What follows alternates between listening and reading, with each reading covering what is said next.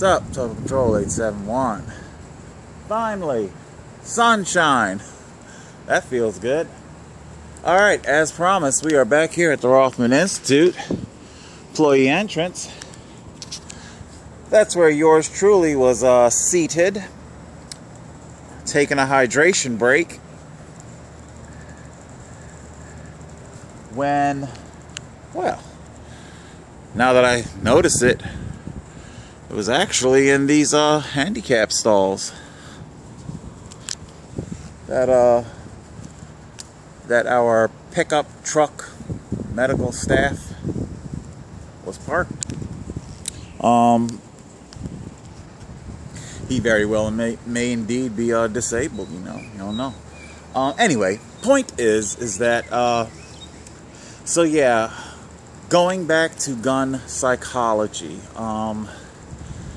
this person who presumably came out of the employee entrance, presumably they are employed here at the Rothman Institute, their psychology is of such that owning the gun simply isn't enough. They feel the need to, at the very least, transport it in their vehicle to their place of presumed employment. And presumably this is, I'm just making an assumption that it's a physician or perhaps a physical therapist or a nurse or a somebody that is connected with Rothman Institute, and they felt okay about bringing their gun to their place of employment where, medical, this is where people get healed, and they wanted to brandish that weapon to another presumed medical staff employee. They felt very good about that weapon, and they wanted to share that weapon with somebody else. I don't know what to tell you. Was this the reason YouTube, does YouTube, from what I understand, Rothman, it's a very, very large medical corporation, start checking stock portfolios. You never know who's connected with who. Follow the money, ain't that the saying? Follow the money. And so yeah, also there is a I guess I'm totally segueing here, but yeah, so I guess I'll wrap up this point. The person out here, they wanted to brandish their weapon. Is this the psychology of gun ownership? What seduces you into believing that that this is, I don't know, like I said, it was very ceremonial, very trophy oriented with my ex-buddy when he took me to the shooting range, and he wanted to take a trophy of sorts of my very first round fired. Why that? I don't know, why did this person, presumably employed here at Rothman, why did they feel the need to bring their weapon and to brandish it? Why? I don't know, were you on your way to a hunting excursion? I don't know, maybe you were, maybe you weren't. Maybe you just simply like guns that much. Who knows? Alright, there is, in an unrelated matter, hold on, we'll change venues. Much better.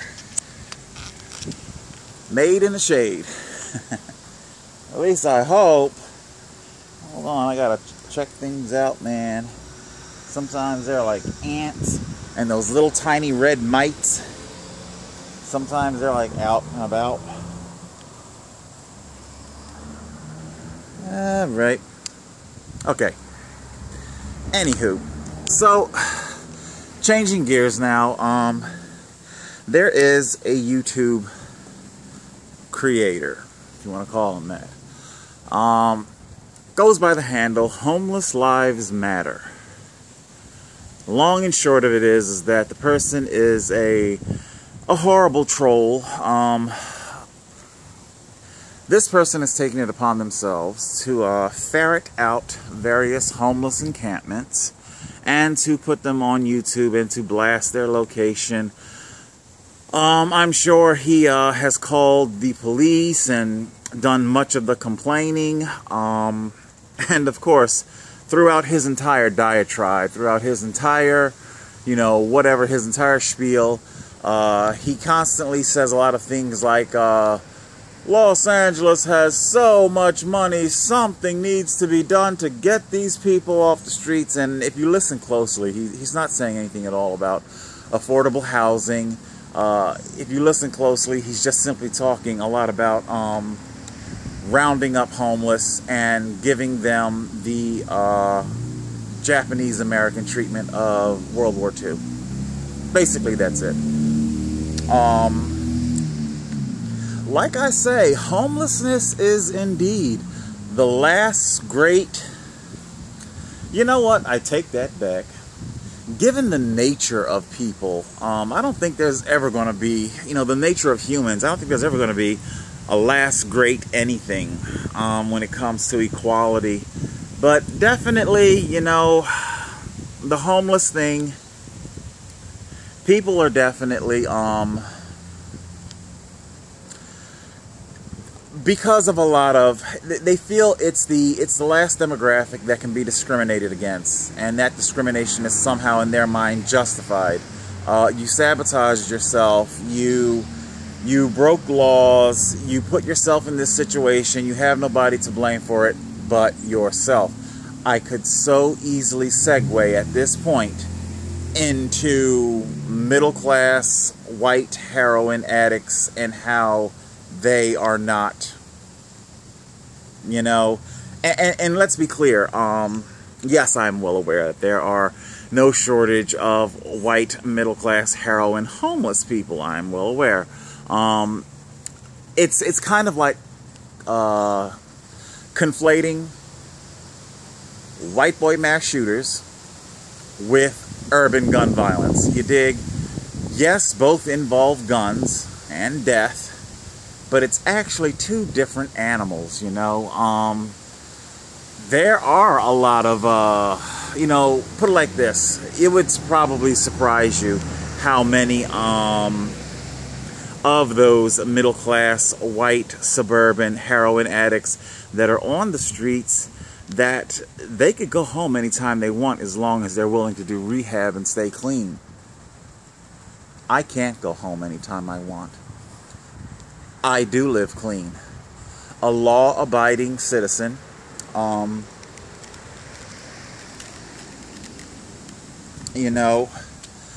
don't get to pick up a phone and say, hey, mom, dad, aunt, uncle, whoever, I'm ready to come in. I'm ready to get it together.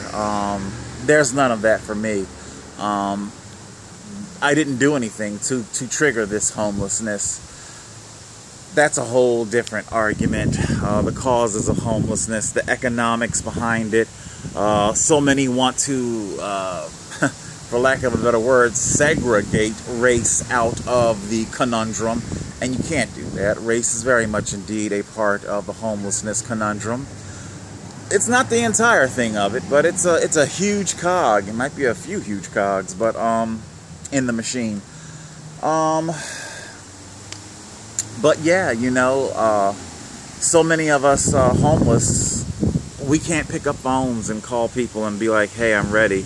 And of course, for that particular demographic of homeless, white, suburban, middle class, if they don't have private insurance, if they're not under 26, because I forget if that part, because Trump, Jesus Christ, he's just a fucking computer virus for the entire Obama administration, just tearing through the entire administration, just with a big ass fucking NASCAR rivet gun, just dismantling at lightning speed any and all things associated with Obama.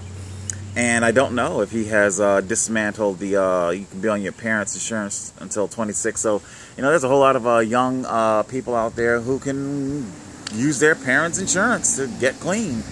And even if they didn't have that, there is a fuckload, billions of dollars allocated for a lot of pavilion-style rehab centers. I'm not saying this is a rehab center. I really have no idea if there's a rehab center located in this complex or not. Maybe there is, maybe there isn't. But you get what I'm saying. A lot of pavilion style.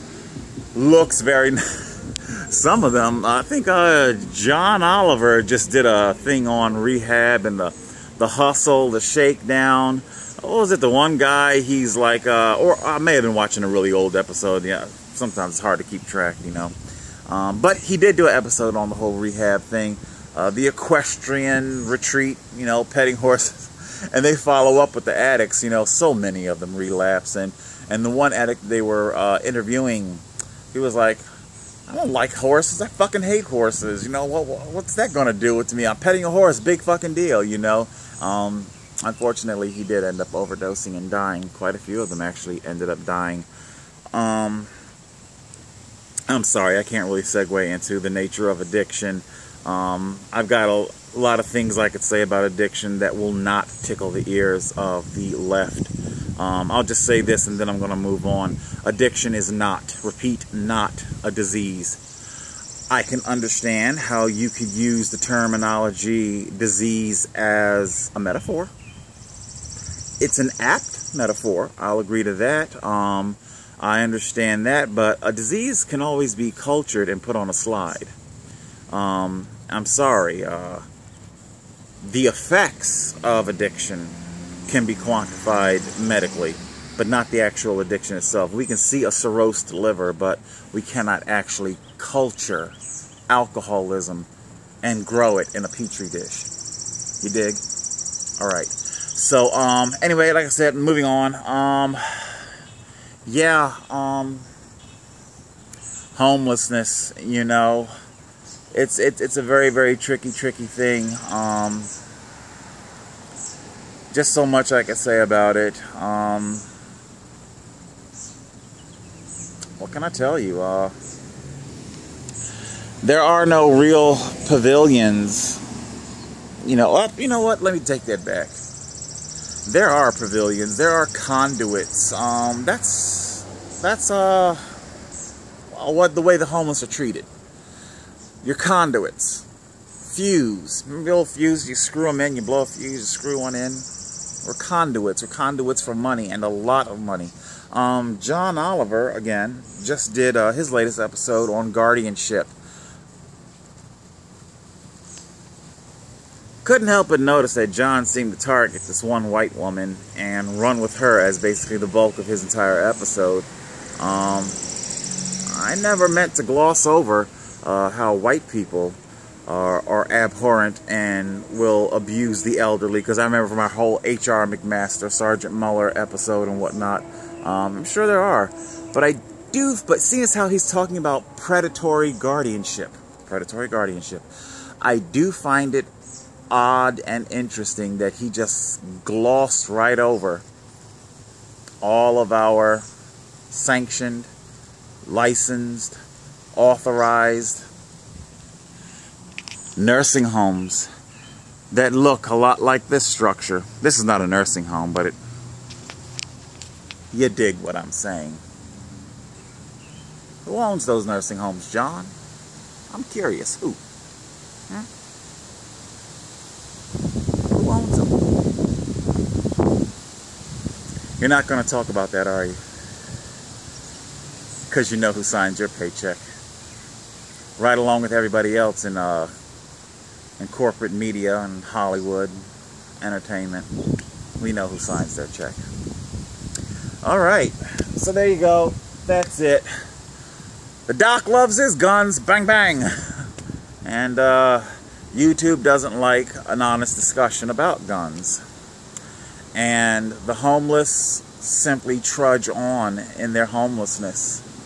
You know, forever to be the victim, the prey, preyed upon by people just looking to cash in on our poverty and our misery. I think that's complete shit. Alright guys, that's it. Total Control, 871.